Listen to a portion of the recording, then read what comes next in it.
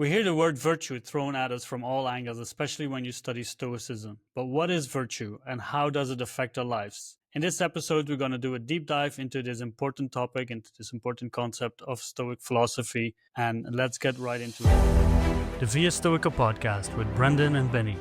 Powered by viastoica.com, your home for coaching, workshops, quotes, and Stoic content that inspires.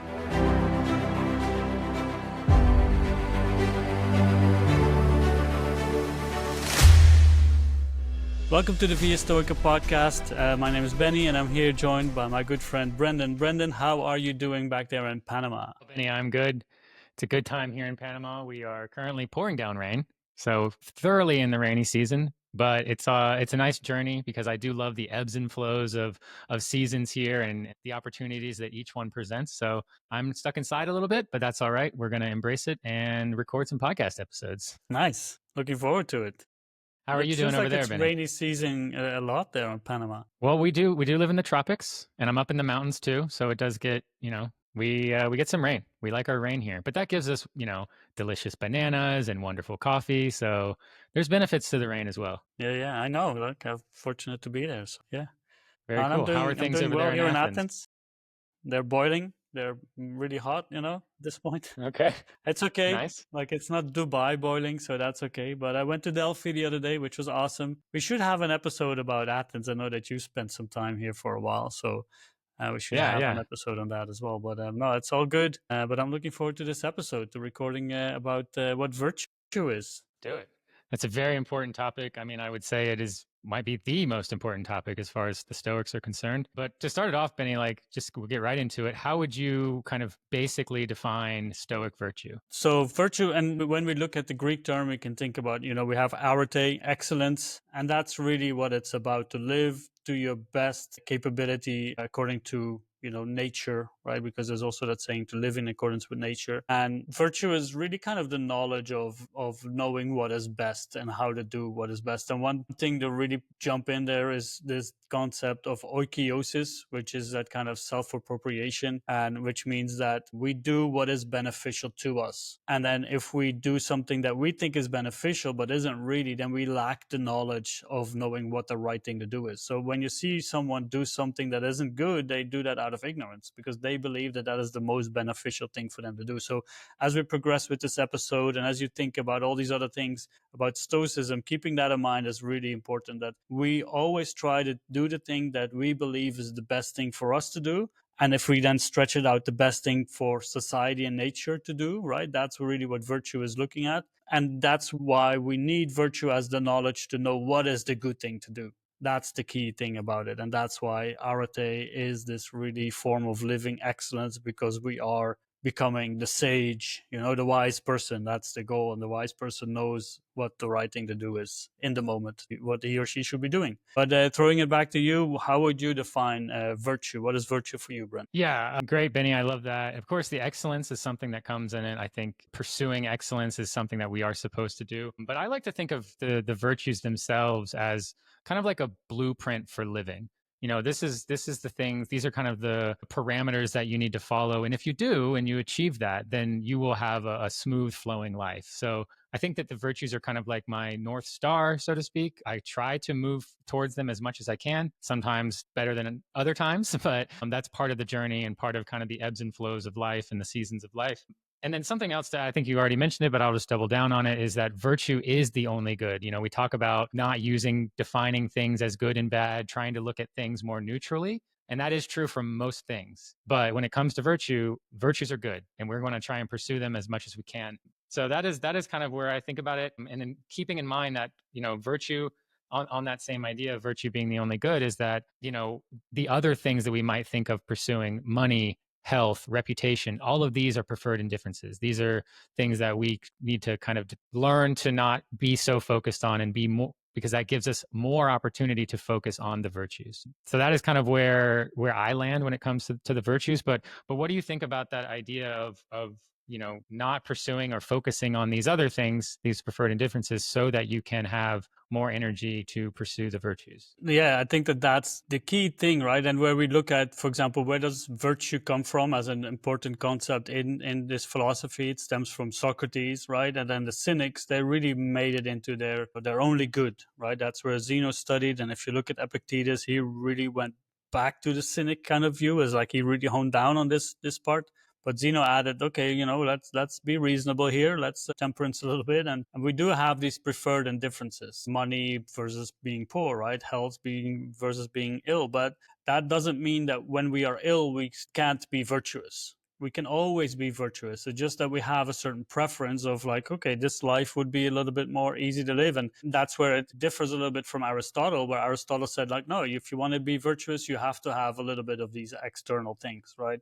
It's easier to be virtuous when you're healthy. Yes, of course, but you can still be virtuous when you're not. You can still be a good person when you are poor or when you are not getting the things that you want. And that's really what the Stoics hone in on. Like, virtue can be done whenever you want, right? So when we attach our good life to the externals, we're really putting them on in fate her hands, right? And then if you read Seneca's letters, he's not a big fan of Lady Fortune. He thinks that she's not really on her side, and if we put too much of our happiness in her scale, then we are yeah, we're just putting we're surrendering to her. And but if we really put it into ourselves and focusing on what we need to be doing, then we can take back control of that happy life, of that joyous life, I think. So how do you combine the externals and virtue, and try to bring that to your daily life as well? I'd like to remind myself that, like, and kind of what you were touching on there is like virtues, and how I pursue the virtues or how I act in those is the thing that is it fully in my control. Right. I mean, we talk about what's in our control. It's our thoughts, our opinions, our actions. Those are kind of the big three that you hear. But that's what ultimately determines the virtues that you display, is your thoughts, opinions, and actions. So I think that is kind of the thread line, is that virtue is the only thing. We talk about focusing on what you can control and ignoring what you can't. Your virtues and how you play in the world is what you can control, and is the only thing you can control. So I think that is why the Stoics focus so much on virtue, and is in the pursuit of virtue, is because that is fully within your control. Like you mentioned, even if you get sick, even if you become poor, even if your reputation takes a hit, in all of those scenarios, you can still be virtuous, you can still be wise, you can still be temperate. These are things that I think you can always pursue no matter what. And I think that's a really good point to remember, is there's no, we talk about the obstacle is the way, but there's no obstacles to you pursuing virtue. You can choose to do that at any moment. And it's just, of course, like you said, it's going to be harder sometimes than others, but that's part of life. That's part of like the seasons of life. Sometimes it's raining and sometimes it's sunny, but that's just the way it goes. So that is how I kind of think about it, as really being the only thing you can fully control. But I guess I did start to mention some of the virtues there, but we haven't even said that yet. So for those that don't know, and if you're new to the podcast, the 4 virtues of Stoicism are wisdom, courage, justice, and temperance. These are the 4 things that we are talking about pursuing. So Benny, do you want to kind of start with maybe wisdom and give the audience just a brief overview of what that would mean? Yeah, definitely. And we're 9 minutes in, and we just touched on the 4 cardinal virtues, which is a good thing. So I think it is important to outline a general thing, but now getting delving into them, and we will have separate episodes for each of these virtues, because they do warrant more in-depth views. But what is wisdom? One of the most often seen as the key virtue, but they're all kind of intertwined as like the circle, with at the core like living well.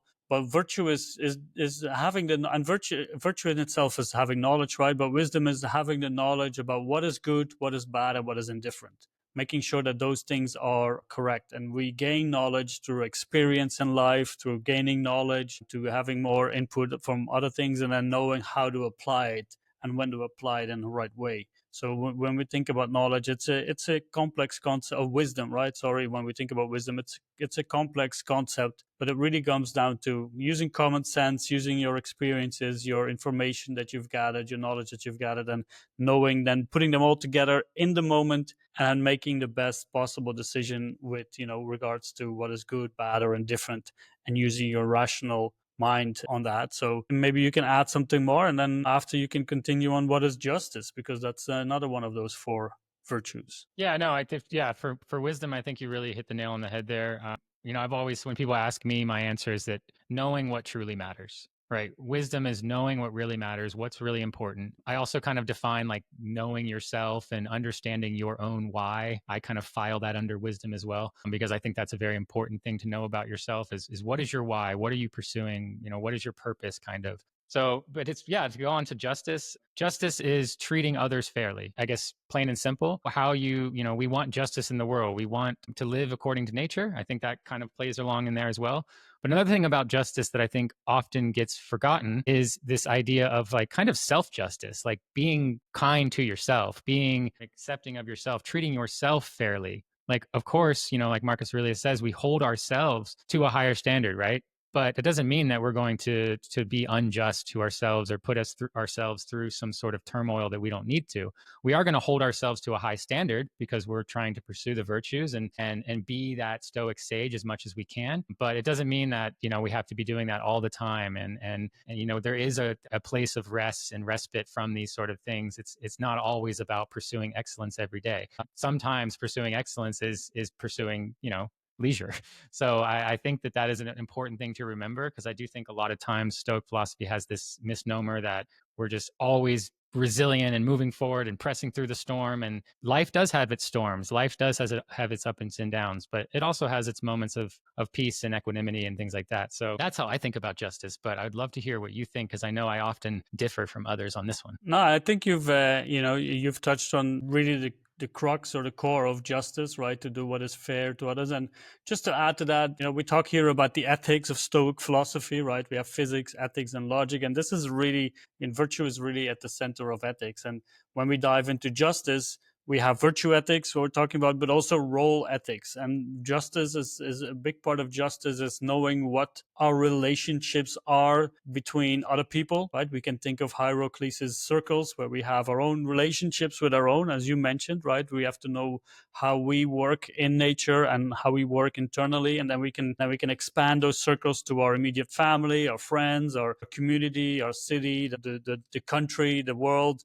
and then all of nature, right? And justice is really key with those relationships and making sure that they are in balance and making sure that everybody gets what is just, what is fair for them in that relationships, and even yourself as well. So that is a big part of it for me, to look at beyond what you said, because sometimes it's difficult to see, what is just. So think about the relationships, the role that you have in the situation. You could be father or mother, brother, sister, or whatever, like maybe an employee or a boss. So then thinking about what your role is in that sense, and how do you um, act in a just way according to what you have to be doing in your role, like what are your responsibilities. That's where it's a little bit easier to see on a day-to-day level what just actions you should be taking based on the role that you are taking on in that moment. So that's just an addition there to justice. And kind of jumping in on the next one, on courage. I'm going to take the courage there to start with this one, Brendan, if you don't mind. And Please.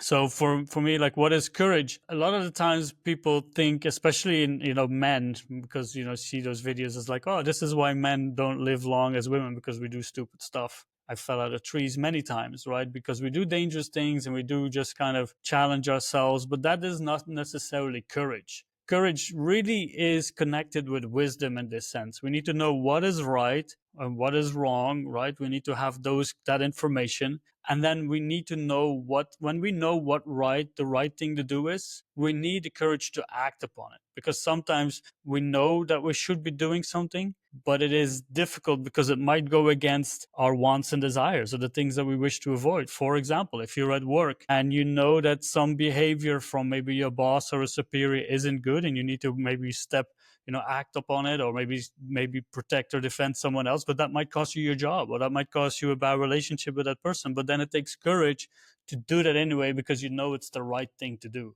And that's where I think people get mistaken with courage, that it's like, oh no, I'm going to do something that scares me. That's not really what it's about. It's knowing what the right thing to do is, and then doing it no matter what the consequences for you personally are, because you know that it's a good thing for the bigger picture. But how do you view courage in that sense? To me, courage is facing, hardship, fear, pain with courage, like with strength, with resolve. So I think that, courage is one that you need. And I love how you kind of connected it. I do think all these kind of things, play together, these four virtues. In the beginning, I mentioned something about them being a blueprint for living, but maybe it's more like a recipe, because you do need all of them and they all play together. And so, courage is important. You need to have the courage to be temperate. You need to have the courage to be just. So I love how you connected those pieces together. But to me, I've always really resonated with courage, because I think it takes that to do all the other stuff. Like even pursuing wisdom in some sense, when you have to change your opinion about something because you came to some new information, that takes courage. When you have to stop, be more temperate with whatever you need to be temperate with in your life, that takes courage to do that. So I do think that this is a very important one and kind of key one that has always really spoke to me. So that's one that I think is really important as far as that goes. But then, just to get into kind of the next one with temperance, is all of this plays together, because being temperate is very important too, about kind of conserving our energy. That's the way I think about temperance, is self-control, balance, these sort of things, because we do have limited resources, whether it's our time, which is our most valuable asset, the asset we will never get back. We have limited amounts of it. So we have to be temperate with the things that we pursue, and maybe the habits that we do and things like that. Most often temperance is related to things like self-control when it comes to maybe food or alcohol, things like that. But it really can be any emotion or anything that you do, temperate with your anger, temperate with your stress. You can allow yourself to become, anxiety isn't necessarily something we can control, but I do think that we have influence on how long it sticks around.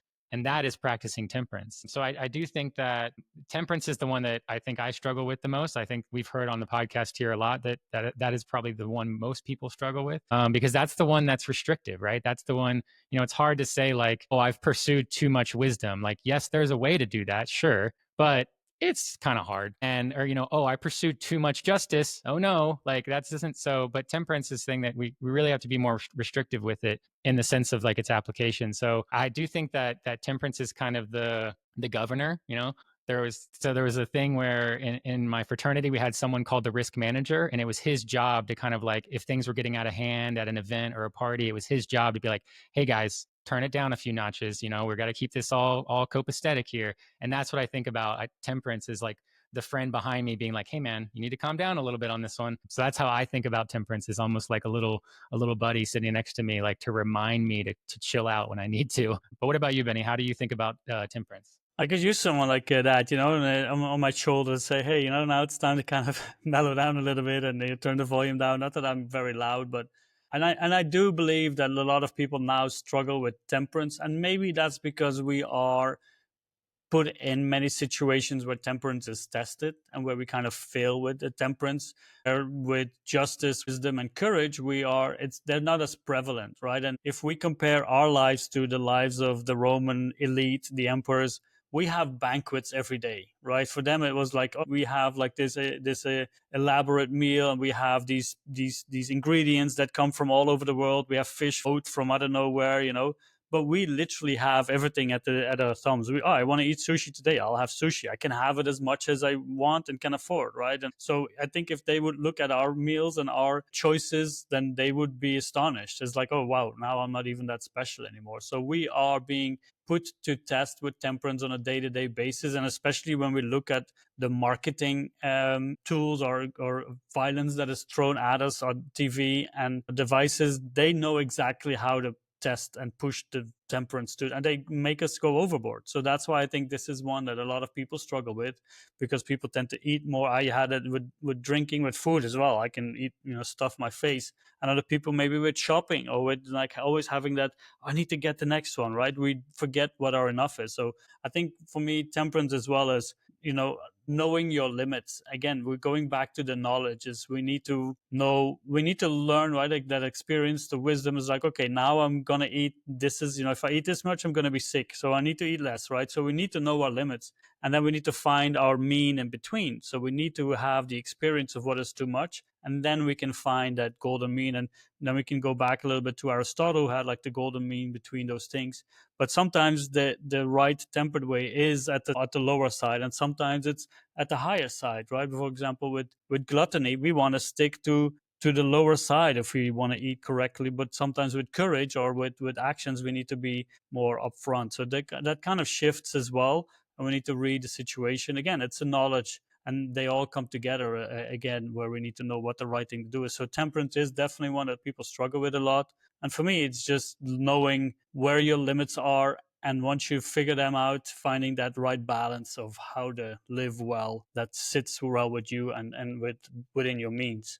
Yeah, no, I think that's a great way to kind of illustrate it, because you had this idea of, even just some of the things you said in there, like knowing what is your enough, right? That's definitely involving wisdom. Once you know that enough, once you have that enough in your head, now you have to have the courage to actually do that thing. Like I know you've talked about your situation with drinking on here before, but like that's an example where you've determined like, hey, this is something I don't want to do. It leads to, bad actions or whatever, but you need to then still have the courage to not pick up a drink. So there is and this is how this idea of how these virtues play together is really important and kind of key, is you can't just pursue one at a time. It's kind of I don't want to say all or nothing, because maybe that's not true either, but you're usually sprinkling one or two on at the same time. And justice comes into play as well, right? Because you need to be just to yourself and your own actions. Because if I were to be drinking more, then I wouldn't be just to myself. And I think from that, where we can also look at virtue, and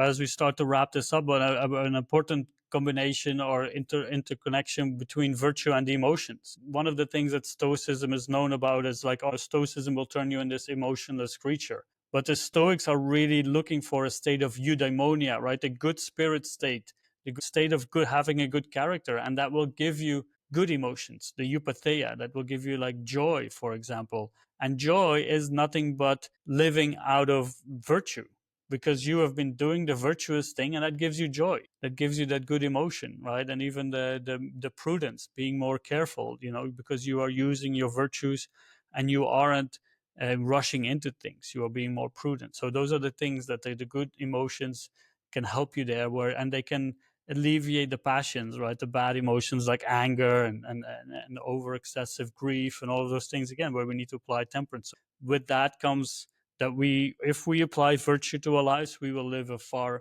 more content and joyous life. So I just wanted to add that as well there, that the connection between emotions is also a big one. Yeah, I know that's great. I'm glad you brought that up here at the end, because I think it's always important to bring up the Stoic relationship to emotion as much as we can. I think it's one of the things that's most misunderstood.